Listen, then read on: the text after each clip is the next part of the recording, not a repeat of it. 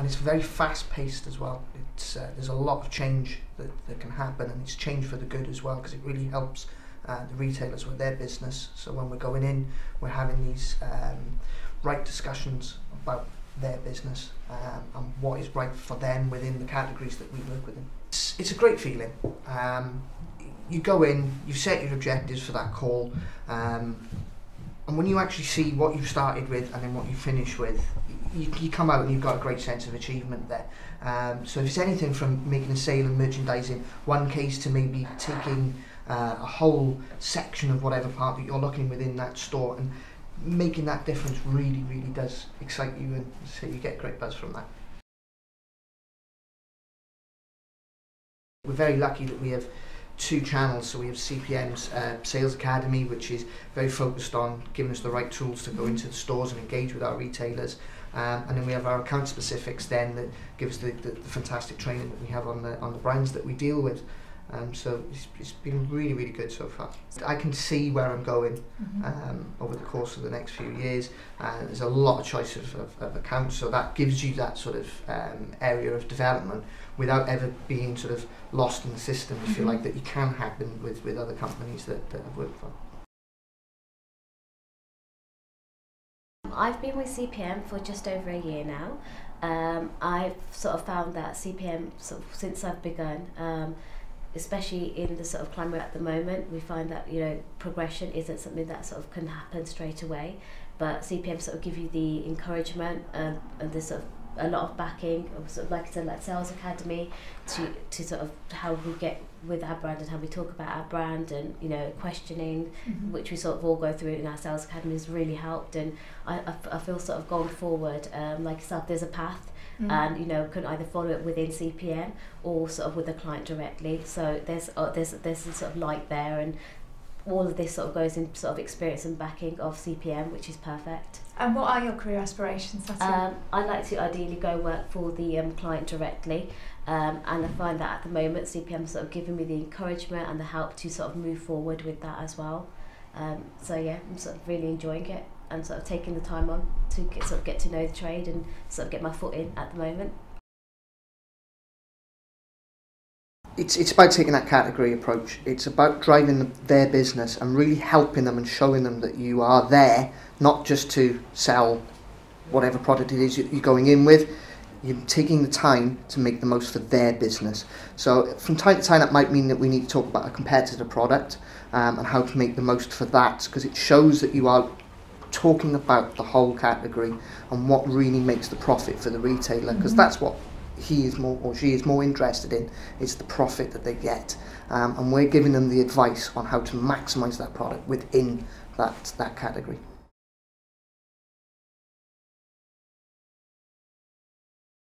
They want to know about things like profit and return. They want to know things that potentially our competitors are doing. They really want that in-depth knowledge about what is happening in the marketplace, because they have a lot of products in the store at the end of the day, and they're not going to be able to know everything on everything that they do. And that's where really our teams all come into play there, is because we are the experts within the whole category. So we're able to really give that advice and that knowledge on that. I think another thing that they sort of appreciate and would want from the manufacturers as well is sort of knowledge on each product, because they might just see, you know, they might get a Booker Premier offer, for example, and think, oh, it's on for cheap, I'm just going to go out and buy loads of it. But that's not always going to be something that's going to maybe possibly work for them. So I think going in as an individual for a certain sort of manufacturer, you're able to give them that category advice that they didn't necessarily have, and then they can be more smart about how they're shopping for their store and what's going to work for them.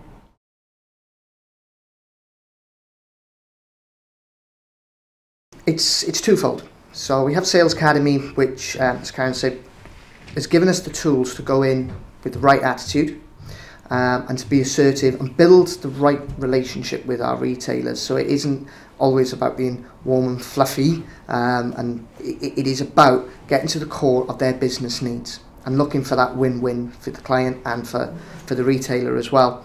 We're very lucky that on certain accounts we also have tablets that have been given to us, and what that allows is for our actual client to then give us the most up-to-date and accurate information, so we are always in the field with the most up-to-date facts. So if one of our products is number one, or is something new is coming out, we get it instantly, and we get a brief surrounding that product, so we're there being able to talk to the retailers straight away. So when something launches in their cash and carry or their route to market, we've got the most up-to-date facts there, and again, that gives us that professional edge.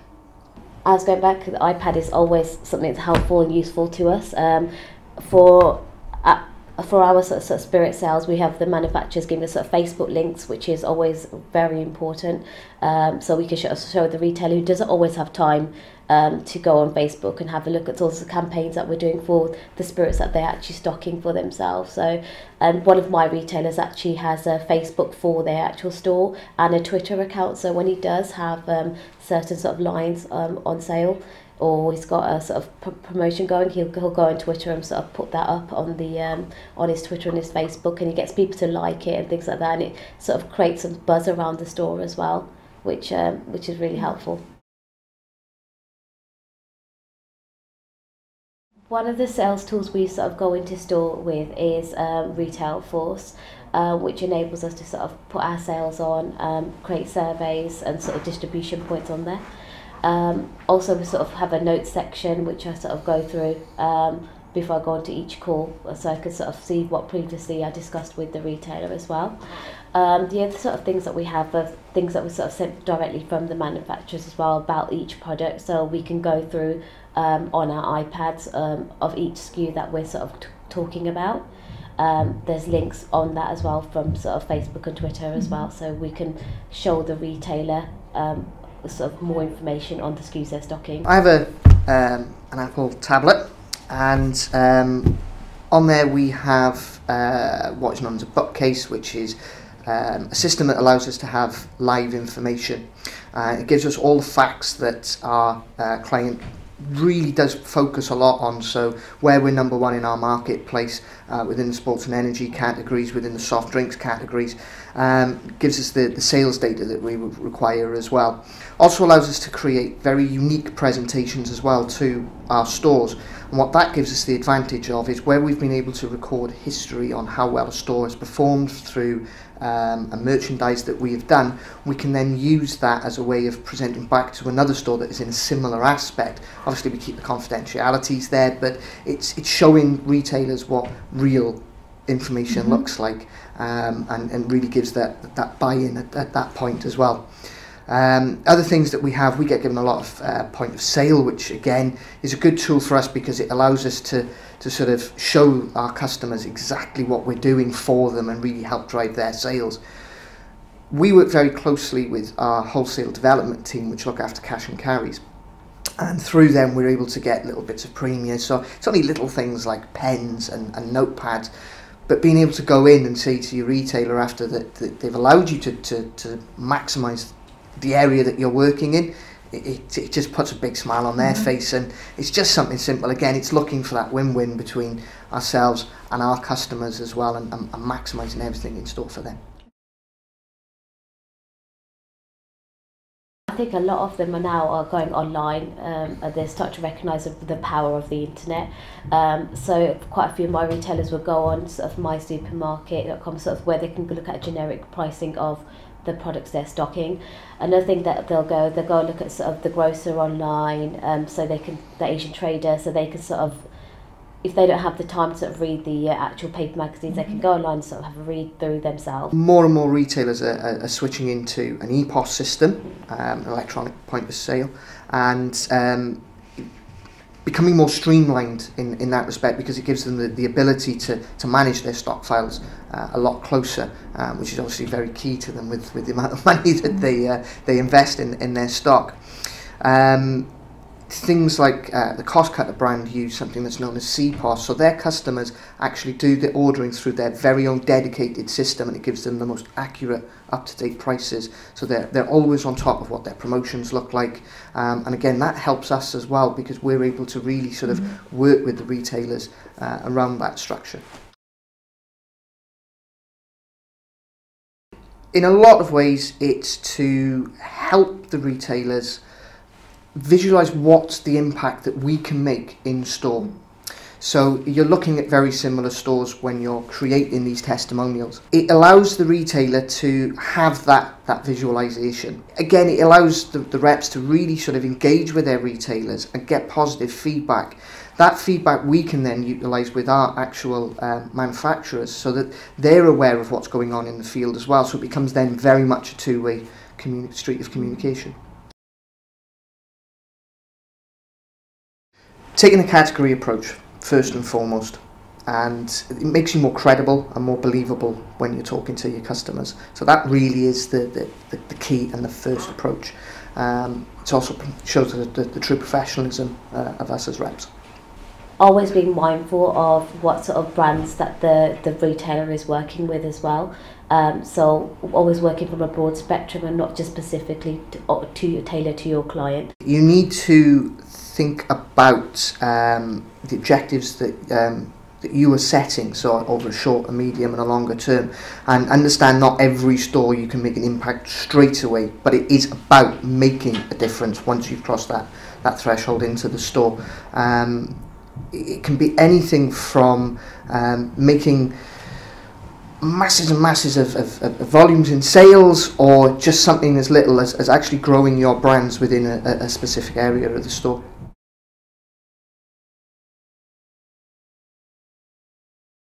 I think they meet a lot of reps, so I think consistency is something that's very important to them. They need to be seeing you on a regular basis. I think honesty about each product, what's going to work for them and what necessarily won't work for them. I think always being genuine and trustworthy is and most of all respectful of their shop and how you are around the store as well. One of the ways I know I've made a difference with a retailer and I've stood out is when I'm walking on cash and carry, collecting my stock for the day, and that retailer will come up and actually have a conversation with me. So you know straight away that you've built the right level of rapport there. It is about the honesty, it is about looking for the win-win, it's about being professional at all times. Great. And just, that's a lovely story about when you're in cash and carry and a retailer comes up to you. Have you got any idea or examples of when a retailer has come back to you with great feedback as to the difference you've made?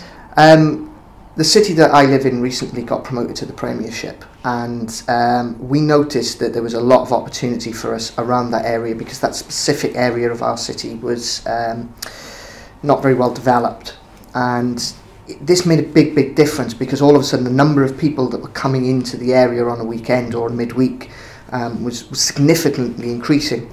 So we actually had a specific retailer who saw us at Cash and Carry one day and couldn't believe the difference in their sport and energy sales just from the way that we'd helped relay the whole of the coolers that they had.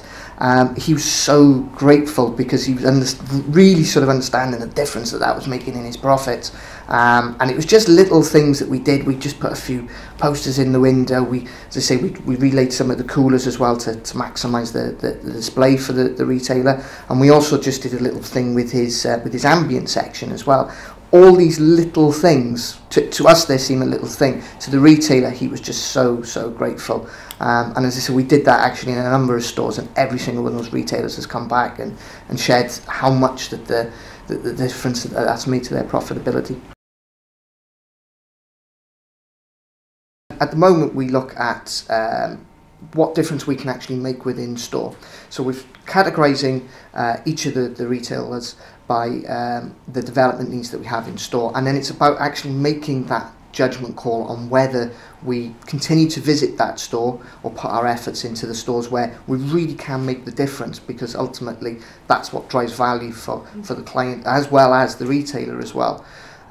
We have some retailers out there that they will only purchase from a cash and carry based on price, and that is all that they're interested in because they believe that is what will turn a profit for them. Sometimes it works, a lot of the time it doesn't, and it's about going in and educating those retailers. So that's not to say that we give up on those retailers. We still do work with them, but they could be a much shorter call in comparison to a call where actually their disciplines are there, and we're able to really secure growth within those stores.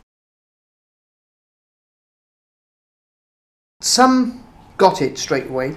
There were others that over time we've educated, and I think that's one of the real joys of this job, is that when you see that education over the periods of time, and again it can be after one visit, or it could have to be after several visits, but it's then that feedback that you get from the retailer as well, and that because you've been tracking the growth and you've been tracking what has happened, they have more of that buy-in. So again, you get that believable element. Some of them, they're sort of on the Asian trader, they're reading the grocer, or we've got the ones that are absolutely sort of clueless to what's going on in the sort of market out there. So quite happy, obviously, as a sort of BDE to go in and sort of start making understand sort of categories, and we know how we can sort of help drive their categories forward and sort of maximise their sales potentials to get money in their tills, which is exactly what they want. So I think it's very important to sort of remain consistent. So if they keep seeing my face sort of every 6 weeks on development course, then they'll start to sort of warm to me, and sort of the information that I come with is sort of believable, and they sort of have a trust with me, and we've sort of built rapport and a relationship from there. The transfer orders have been a learning experience over the last year and a half for us, and have really given us a window of opportunity. We're now able to go into forecourts, like Mace-owned forecourts, where previously we weren't able to make any sort of difference in there because they were very regimented to their planograms. But actually, by getting our systems right, we've now been able to go in and really maximise the opportunity there, so we can talk about our NPD lines and know that we can actually see the stock being ordered. So we're now having a point of influence every time that we go into every court. What we try to get across, it's not the rewards that are important, it's the actual selling of the products, the discipline of what you're trying to achieve. But it's great as the icing on the cake. It does encourage them to try new things. And, you know, it's nice that we can actually go in and give them a little thank you for working with us. It does often just give you that little bit of an edge when you're trying to try something new with them, get them to stock a new line, you know, trying to keep some discipline with the range and the display in your store. And it works very, very well. We've definitely seen a change. It's gone from Price Mark Pack was just not welcome to it now being the first choice. It's driving the right behaviours, it's supporting the retailers as well, because it's given them an advantage. So we've got a number of retailers over the last year or so where Sainsbury's Locals and Tesco's Extras have all popped up. And by talking about Price Mark Pack, it's only in our channel we actually offer this, so instantly we're giving them a competitive edge against these perceived bigger stores. As I say, the rate of sales for these lines have massively increased. I would say now that we're probably working on a split of 90% Price Mark Pack to 10% non. It's made such a massive difference having Price Mark packs.